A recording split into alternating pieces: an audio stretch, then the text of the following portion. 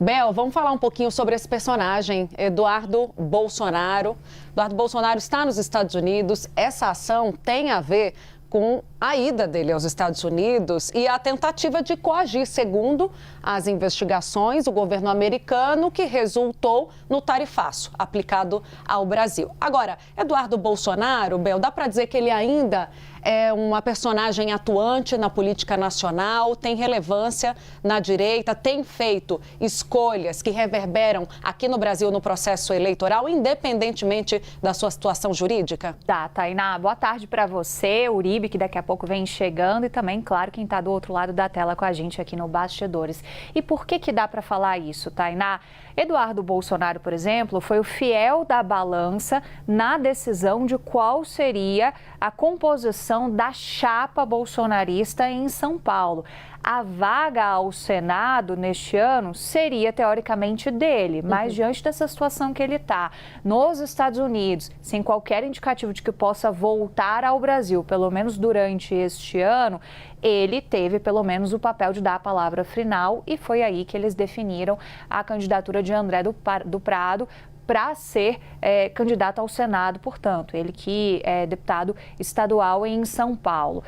O próprio Eduardo, o que eles cogitam é que venha, por exemplo, numa vaga de suplente, porque aí o que aconteceria? Fica com foro até preservado. É isso, aí realocam André do Prado na esplanada, se Flávio Bolsonaro for eleito presidente, e com isso Eduardo Bolsonaro poderia assumir o mandato como senador. Seria essa a estratégia por trás dessa articulação. Então, tudo isso mostra que sim, por mais que ele esteja lá nos Estados Unidos, ele ainda é um personagem que tem um alcance, um engajamento junto às decisões do PL. E vamos partir do óbvio também.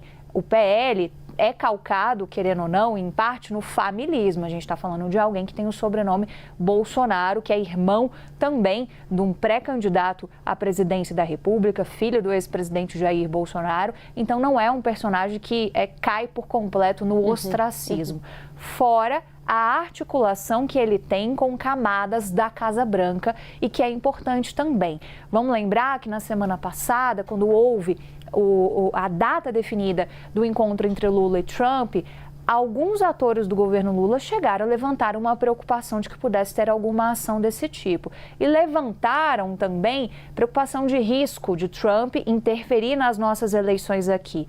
E por que isso, Tainá? Porque tem uma articulação de Eduardo Bolsonaro junto a atores da Casa Branca do governo Donald Trump. Então, isso fica no ar. Depois da reunião Lula-Trump, eles diminuíram esse risco. Fontes do governo disseram, olha, a gente não vê mais risco de interferência. O próprio presidente Lula... 3 horas junto do presidente americano também já traz um certo alívio, pelo menos por algum tempo, Bel, para o governo brasileiro. E o próprio presidente Lula falou sobre isso.